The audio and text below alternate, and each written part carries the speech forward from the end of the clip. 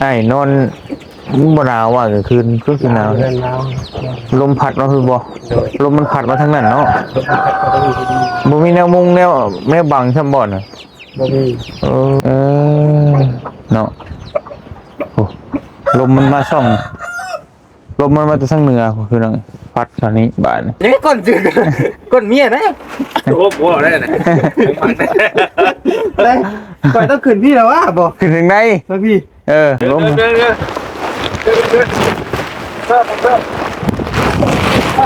ไม่รอดิโอ้หักเลยน่ะมันมีคนอยากจ้างแล้ว2-3คนแล้วว่าก็ข่อยแล้วว่าถ้าสมมุติว่ามีเงิน4 หรือ 5 หมื่นแล้วก็จังมาเว้ากันสินะแล้วว่าจังซี่หรือเท่าไหร่แต่เฮาก็สิได้มาแจ้ง FC ฮู้ได้ว่าเท่านี้เงินเฮาไม่เท่านี้ยังขาดเท่านี้เห็นเนี่ยอันนี้เฮา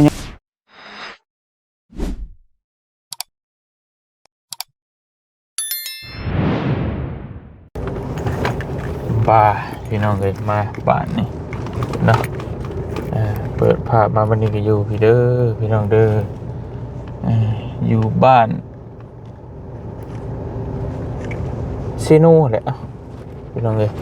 เขาเอิ้นคุ้มซองเนาะจะมีขึ้นกับบ้านชัยเพชรป่ะน่าจะเป็นบ้านชัยเพชรป่ะ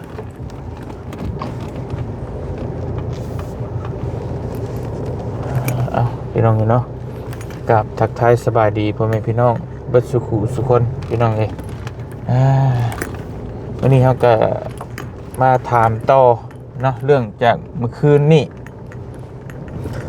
เรื่องถ้าไอ้กับเอ้ยบัวคำเรื่องทีเรื่องทางพี่น้องเป็นได้ใดเนาะเราไปถามไทยแล้วบ่เพราะว่าเขากระโดดรวมเงินมีอยู่10,000 บาทพี่น้องสิไว้รวบรวมชื่อทีให้เราแต่ก็บ่ฮู้ว่าสิพอมื้อใดยังบ่ฮู้เนาะถ้าบ่พอก็สิเอาเงินจำนวนนี้มอบให้เราเนาะให้เราไปเฮ็ดใดๆก็แล้วแต่พี่น้องเอ้ยถ้าว่ามันพอก็สิซื้อให้เราแต่ก็ยังบ่ฮู้เนาะว่าสิใดๆพี่น้องเอ้ยคือมีช่อยม้อยช่อยชิดมิตรทบาทเพื่อนบ่เนาะอยู่แต่เอื้อยแล้วสิบ่อยู่ตามเบิ่งเพราะว่ายันเราไปถามทีเท่านั้นมาบ่เนาะไป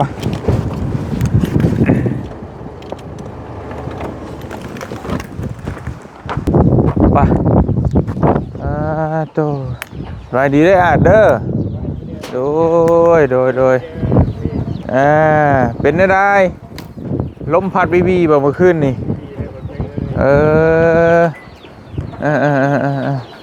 พี่น้องเป็นได้ชาเรื่องทีเรื่องทางมันไปถามได้ออกมาอยู่คนกำลังเขาอยู่เบิ่งยังขับไปเบิ่งจะถามจะเศร้าผมบ่โดยกินข้าวกินน้ำได้มันนี่กินแล้วโอ้ได้ยังกินได้คนกินบะเตียงซื้อบางวันมันบ่บูดบ่ใช่น่ะบ่บูดดอกอากาศเย็นอยู่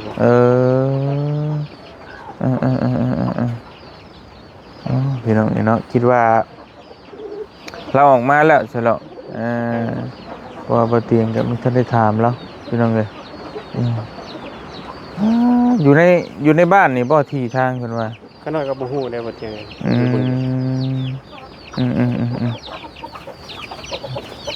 มีแต่ว่า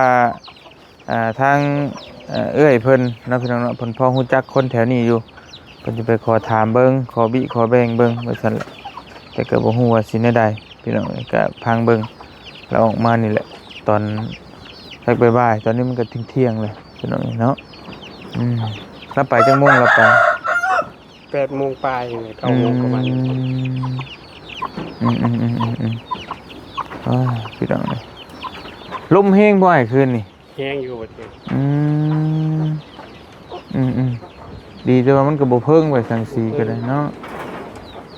เป็นยังบุญอยู่ยังว่าอันนี้หวดตัวหนึ่งเข่าบ่อยนี่บ่ หรือว่าหวดหนึ่งเข่าโคตรร้อนเนาะ จนแว่งเบิดพี่น้องเอ้ยโคตรโพอืมอึบ เอาไว้น้ำไก่ อืมมันอันนั่นโพดเนาะกระทึกโพด โดย พี่น้องเอ้ยอืมทั้งไก่กระลุกกุ๊กกัวแล้วก็เลี้ยงไว้ขายบ่ดูนั่นน่ะเลี้ยง ก็แก้ไขเป็นกันเลยบ่เทเรื่อง ไปแก้ไขแบบฉุกเฉินเนาะ โดย อืมพี่น้องเอ้ย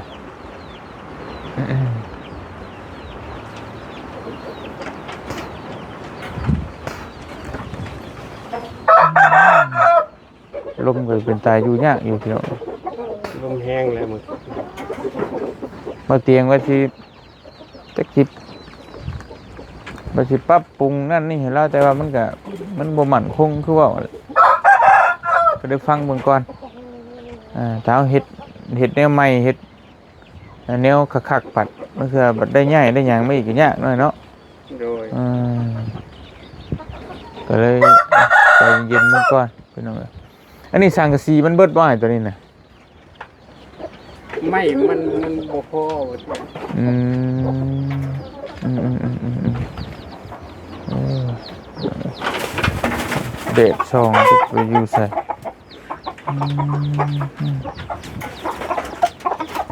ไก่กาหน้าหุ่งสิเซลอยู่พี่น้องหม้อต้มน้ำเห็ดหยังไง หมอต้มน้ำกินเรื่อยเพิ่น นี่เราเอ็มนี่เราเอ็มมันอยู่นี่บ่นี่ แอมมื้อคืนนี่ตอนแรกก็เที่ยงมื้อแล้ว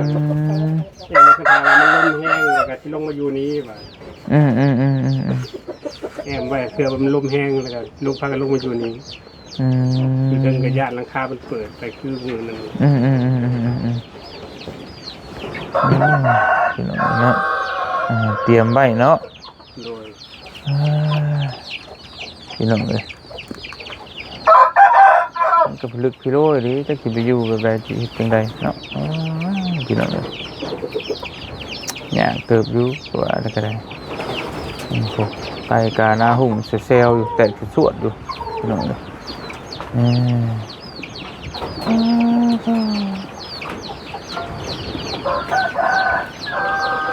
ลมก็ลมไม่ดีหรอกทางอันเอ้ยเพิ่นมีจักบอลเพิ่นว่าหม่องที่ทาง เป็นวันนี้อยู่2-3บอนครับมันก็ขายมาก็เป็นปีแล้วเพิ่นว่าอันนี้ จักทีแนวใดเนาะ ก็แนวใด ถามเบิ่งเพื่อเฮาก็รวบรวมเงินได้เนาะเพราะเงินก็ทันได้มีดอกตอนนี้พี่น้องแต่ก็อยากหาไว้ให้หม่องมันคักแน่ๆพี่น้องทางไอ้นอนบ่หนาวว่ะกลางคืนก็คือหนาวลมพัดมาคือบ่ลมมันพัดมาทางนั้นเนาะบ่มีแนวมุงแนวบังช่ำบ่น่ะ บ่มี ลมมันพัดมาเจนี่เลยพี่น้องมาเบิ่งข้างหลังช่องมันมีอยู่ช่องนึงตัวนี้พาไม่กระตาดบ่เสียงเอามาใส่ให้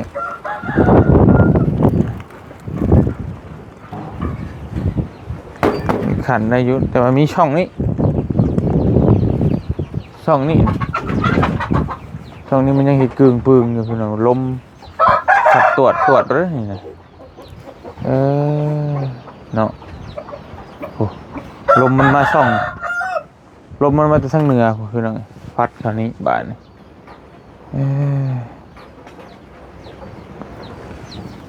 นี่เราก็แนบไม่ไหวเนาะยันไปลึกอีหลี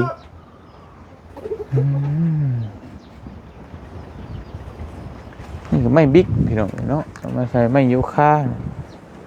พอได้ใช้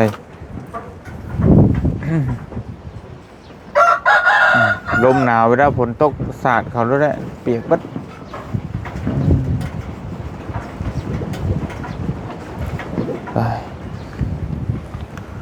ไปแต่เดี๋ยวพอดีเขาซื้อผ้ายางมาอันนึงพอดีว่าเตียงซื้อผ้ายางมาไว้กั้งให้เรากันมาเอาเอ็มไปให้เรากันพี่น้องเนาะเดี๋ยวเอ็มไว้ พอดีกันล้มกันหยังไว้ก่อนไปจังว่ากันอีกเรื่องอื่นเนาะโอ้ย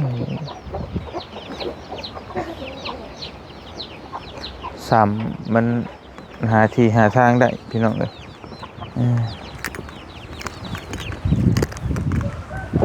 อึ๊บ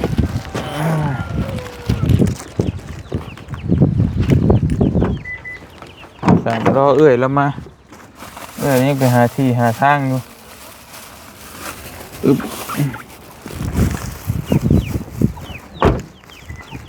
นี่กันแนวเขาซื้อลาบซีนมาฝากมื้อนี้โดยนี่ลาบซีน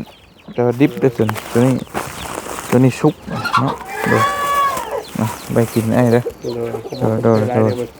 โดยพอได้ไปกินก่อนว่าสำหรับความคิดว่าจากมุมจากเอ็มใช่เป็นผ่านมันใหญ่เลยเข้ามาแต่สิ่งที่อยู่ลำบากคืออย่างคือลมหรือคืออย่างลมบ่มันอยู่ยากบ่ลมกับยันแต่ลังคาอย่างเดียวไปเลยอื่นกับโบบ้านยันแต่ลังคาไปนี่จะเต็งไว้ทับไว้ก่อนแล้วเนาะโดยขั้นตอนเตียงให้หาเอื้อยเพิ่นมาเพิ่นรับผิดชอบเพิ่นจะใส่ขั้นว่าเพิ่นว่าบ่ใส่ก็สิเก็บไว้บ่เดี๋ยวเฮามันใหญ่เติบเลยพี่น้องเอ้ยคืนนี้มันใหญ่เติบเลยแล้วมีตัวเฮาเสียเอ็มแล้วไว้ให้นั่นก่อนเนาะเอ็มตัวนั้นไว้มันกันลมกันหยังก่อนเพราะมันก็ถ้ามันบ่ลมก็โอเคอยู่พี่น้องแต่ทางนี้พัดแดดช่องนี้จักสิตัวใดนะจักสิแล้วแบบใดแต่ว่าลมมันก็สำคัญคือเฮาเอาเฮ็ดไปพอแบบบรรเทาก่อนหั่นน่ะเพราะว่าเฮาสิเฮ็ดคักนี่น่ะบ่ได้มันบ่แม่นที่ของเฮาเนาะบ่แม่นที่ของเราพอบรรเทาก่อนเช้านี้คุณคาก็ไปลมกับเพิ่นลมกับท้องที่เพิ่นว่าได้เพิ่นว่าก็คล้ายๆแบบว่าเพิ่นก็ว่าเอาตีเป็นหลายอย่างได้เนาะเพิ่นว่าน้องสาวว่าให้อยู่ไปก่อนว่าซั่นน้องสาวให้อยู่ไปก่อนโดยน้องสาวเพิ่นให้อยู่ไปก่อนแล้วบัดให้อยู่ประมาณจักเดือนจักปีบัดนี้จักเล่นซ้ำๆหาหมองอยู่ใหม่ได้อยู่หาหมองอยู่ใหม่ได้ก็ดีแหละซั่นน่ะพี่น้องเนาะขอแบ่งน้ำเพิ่นได้บ่ได้บ่นั่นนี่บ่ได้ลองถามน้องเบิ่งแล้วลองถามน้องเบิ่งคำเป็นซ้ำแล้วก็บิเอาโลดนะนี่เดี๋ยวเจนึงก็ได้นะนี่ให้หน้านึงก็ได้ดอกประมาณให้หน้านึงนี่จัก 2-3 หมื่นบาทบ่ได้บ่พอได้อยู่เป็นรักเป็นแรงพี่น้องเอ้ยอ้ายไปเว้าน้ำเพิ่นมื้อเช้านี่ติตั้งไปครอบไปเลยรถเที่ยวออกผ่านหลายเด้อว่ามันซอยเหลือว่าก็เลยว่าได้บ่เป็นหยังเพิ่นน้องสาวก็เว้าอยู่ว่าให้ป้าบ่ค้ำอยู่ไปก่อนเด้อสัญชาหาที่ได้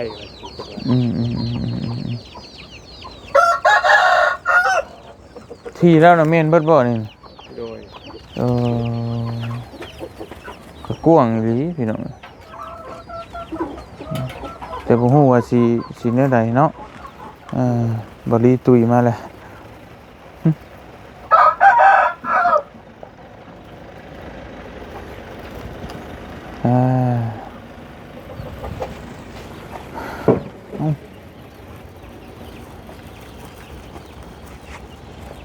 นี่จะหอยไว้ก่อนนะ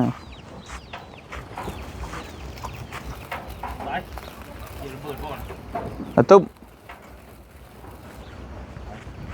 เก็บขวดซื้อเป็นยังเนาะสบายดีเด้อบาลีสบายดีสบายดีโอ้ยโอ้แก้วว่าอยู่ก็ว่าอยู่เหยียบขวดไปกองแก้วอยู่มาทำเป็นของแก้วไว้เนาะส บายดีบ่ยาว สวัสดีบ่ยาวขลาดพอดีแล้วมาน่ะมาได้ก็หาได้จักหน่อยมาได้มาได้ก็ได้ใช้ยาวๆน่ะ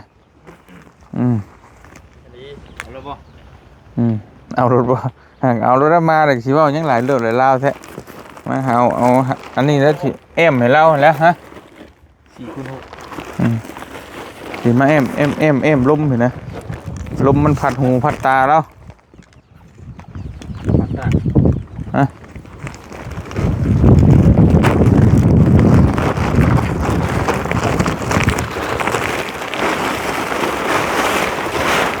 โอเคฮะทีแรกนี่ลมมันเข้าพี่มาลมมันพัดเราโอ้ขึ้นรถเทิงโหเจ้าขึ้นได้ไปประเทศเต็งที่ขึ้น ขาเงาอยู่ดอก เต็งที่ขึ้นให้ได้กว่าเนาะพอได้ช็อต งายหลังลงหัวหรือเปล่า บ่โคตรหนาว ช็อตขาดโคตรอยู่พาไปห้องหมอเดือดร้อนเพศหมออีก ทุก ดันก้น บ่เสียดได้บ่ยาวเสียดยังก้นจืดก้นเมียนะ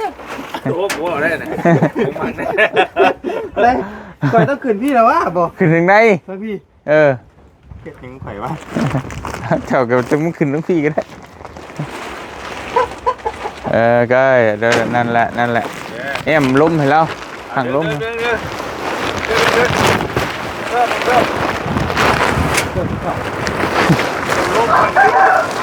ฮะ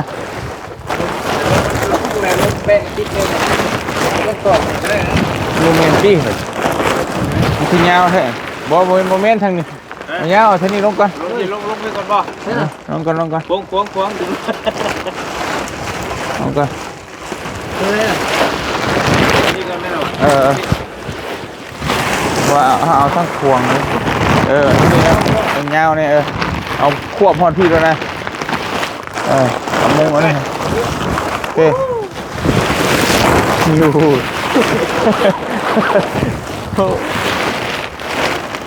อันนี้มัดลวดหิ้งไว้เห็นก็ได้พอได้เอากันล้มแล้วก่อนนี้ลมพัดอีกไม่นอน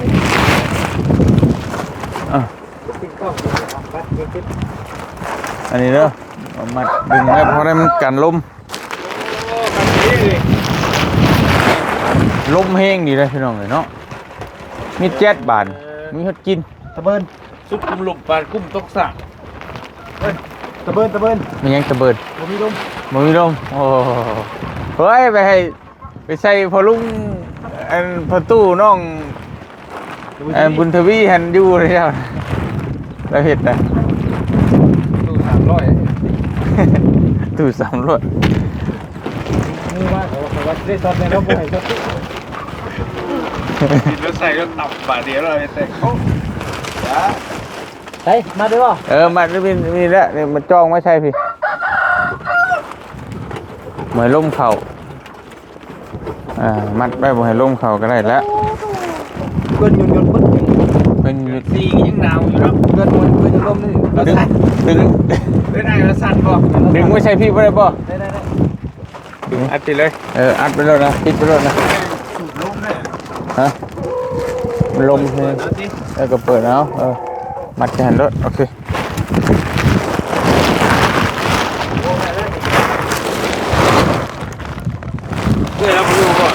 เราไปทานที่อยู่ยังเล่นเงิน10,000เดียว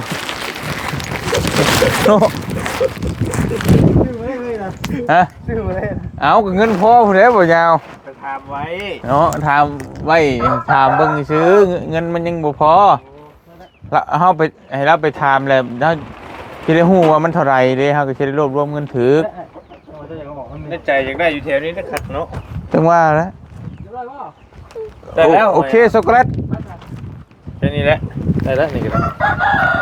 มัดดับเบิลชัดเจนนี่มัดนี่แล้วก็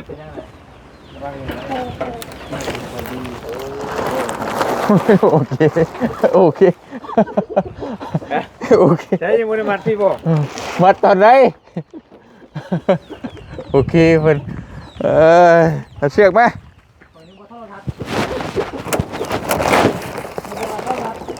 แค่น่ะโอ้เบิ้ง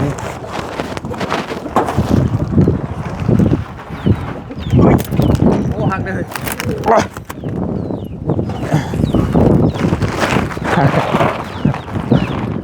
เครื่องพอล้วนนี่เลยบ่ เลือกก็ได้ไหม ได้หรอไม่เอาอยู่บ่ ฮะ เดี๋ยวราคานี้จะบริ เดี๋ยวที่บริมัด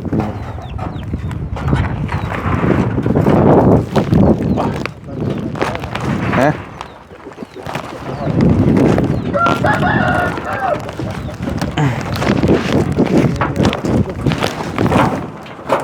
ได้ดินฮะท่านี่ใครรู้เราถึงว่าโอ้แม่โหไอ้นี่คือท้าย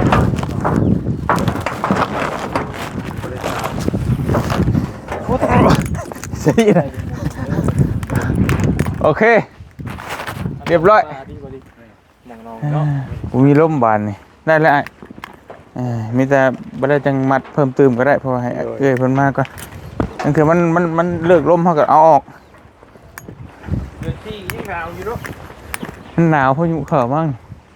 ตันเรียบร้อยบานนี่บ่มีร่มพี่น้องเอ้ยขอบคุณหลายๆเด้อบ่เตียงเด้อ โดย ลีเด้อน้องนี่เด้อ โดยพอได้บังร่มก่อนพอได้สุนได้เศร้า เห็ ก่ น อน ตั้งแต่มามื้อแรกคุณบ่นี่ กินแต่มามื้อแรกแต่บ่เตียงไปหับมื้อแรกอยู่สวรรค์ ฮะ น้องเมฆนี่ อ๋อ FC ตัวยงเนาะยง มา นี่ ย่าปีนกุ้งม่วงเห็นอยู่บ่ นางลาน้อยมันยังเห็นบ่ได้ อื เริ่มเบิ่งคลิป หลาน้อย เริ่มเบิ่งคลิปแรก ได้หลาน้อย อืม นางลาน้อยนั่นแหละ ลาน้อยอยู่สวรรค์ก็มี กับมันเศร้าเมือง โอ้ปุ๊บ โอ้สาวเมือง จะรอผัวจังเนาะ จักเข้าผัวก็ได้แล้วดูคนหนึงแล้วป่ะ ผัวแล้วเหรอ ฮะ คู่แล้วเหรอ บ่ล่าชุดก็ไปหาก็น้องเมฆตอนค่ำๆนั่นก็ได้ก็ทันได้เอาเด้อ่า บอกกำลังท้องกำลังไข่นะกำลังเอา พากันมาทางได้เสียเจ้า ก้นมาดิเอาก้นเจ้านะมาดิเอาชื่อกาแฟเลยก็มากินนี่เด้อต้นกับกินกาแฟข่อยข้างๆแล้วบอกข่อย พี่เราเมื่อกี้ข้าวมันไก่บางกันมีบ่ข้าวมันไก่นะฮะ จะออกไปกินบ่ อืม มีแต่ว่าข้าวเจ้าเปล่าธรรมดานี่เด้ เอาไก่ต้มใช่ ต้มแล้วก็เอาน้ำจิ้มมาราดมานี่แซ่บอยู่แล้วก็ไม่ได้ตะกอบมันก็ข้าวมัน มันก็ข้าวมันข้าวมันก็ต้องมัน อันนี้ข้าวนี่ข้าวเปล่านี่ ข้าวช่วยเฮาได้บ่ยาว ผมบ่ไปคุกเลยเนาะ มาพี่กว่าก็กล้องหันม่วนยากอยู่ได้น่ะเป็นห่วงลิขสิทธิ์เพิ่นเด้เพิ่นยอมอยู่เพิ่นนั้นนี่กูจะมันเบิดก่อนเด้ ทั้งเจ้ามีอยู่บ่สมทบชื่อที่ชื่อทางให้อ้ายเรา มีแต่ชื่อยาให้แล้ว ยาเก่าเบิ่งแอะ นั่งไข่บ่ร้อยนั่งก่อนนั่งก่อน นั่งก่อน บ่ยาก็มีบ่ฮะยังทันติดต่อมายังอยู่ มีบ่เผื่อไว้บ่ มาเผื่อไว้ จะมีก็ตื่มกัน อันยังฮู้แล้วบ่ราคาดินเดี๋ยวนี้น่ะ ยังบ่ฮู้นะเราไปอยู่ เรากำลังไปถามเนาะ เพราะว่าเราบอกว่านี่น่ะมันมีคนอยากจ้างแล้ว2-3คนเราบอกกับข่อยแล้วว่าถ้าสมมุติว่ามีเงิน4หรือ5หมื่นแล้วก็จังมาเว้ากันสินะแล้วว่าจังซี่แล้วบัดนี้ข่อยว่าไปถามเบิ่งว่าจังฮู้ราคาชัดเจนแล้วสิเพิ่นสิขายให้นั่น4หรือ5หรือ3หมื่นหรือเท่าไหร่แล้วเฮาก็สิได้มาแจ้ง แม่นแล้ว FC ฮู้ได้ว่าเท่านี้เงินเฮาไม่เท่านี้ยังขาดเท่านี้เห็นอันนี้เฮายังคุ้มเครือแบบว่ามันบ่จักว่าค่าดินเท่าใดเนาะพอชื่อบ่ นะ บ่ขายบ่มืออันเหาะอยู่กับปานบ่ว่า แต่ว่าอ้ายเราไปหาเจ้าของที่เด้ที่เจ้าของที่อยู่เถียงนี่แล้วว่าทั้งน้องสาวน้องนั่นเพิ่นบอกก็ว่าให้อยู่ก่อนก็ได้นี่ก็ชามหาที่หาทางได้นะเพิ่นก็ใจดีอยู่ มองนี่น่ะบ่ได้ถามบ่ เดินอ้ายท่านถามบ่ บ่ทัน มองเหาะ ได้ก็ เอื้อยแล้วว่าเพิ่นบ่อยากขายนะ มันพอกระเทินน่ะเพิ่นบ่ขายว่าหยังแบ่งให้เอายกอยู่หั่นน่ะจักถึงมันก็หิมทางอยู่เนาะเฮ้ยเนาะ บ่เข้าใจค่อยได้แถวนี้ได้ ความตั้งใจผู้ขาที่ไปมื้อเช้านี่ก็บ่ได้อยากไปถามเรื่องดินดอกอยากไปครอบเพิ่นว่ารถแล่นเขาแล่นออกนะ พันดินเพิ่นก็เลยว่าจะขอบ แม่นแม่น เพิ่นก็เลยถามว่าไผมาซอยเหลือเพิ่นก็เลยว่าทีมงานบ่เตียงขอความช่วยเหลือจากเพิ่นก็เลยเข้ามาขออนุญาตผ่านดินเด้อเหยียบดินเหยียบดอนเด้อก็เลยว่าสิเพิ่นก็เลยว่าได้บ่เป็นโดย แม่นได้บางคนก็ห่วงได้เหยียบดินที่กูบ่ได้เนาะ มันเป็นทางผ่านแต่ว่าทางตัดผ่านแบบ โอ้ยันเข้ามาทางเข้ามาหน้าเราชื่อบ่ ผ่านไปอยู่บ่ ตาก็บ่ฮู้เลยว่าเรียนก็เลยเว้าไปก็เลยครอบกันไว้ก่อน ดีแล้วมันเป็นสิ่งที่ดีไปรามาไหวเนาะ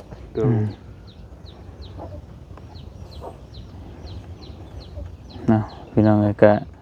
มีแต่ทางเอ้ยแล้วมาบัดนี้นั่นแหละเอ้ยแล้วมาก็สิถามเอ้ยแล้วแต่ 8:30 นว่ะ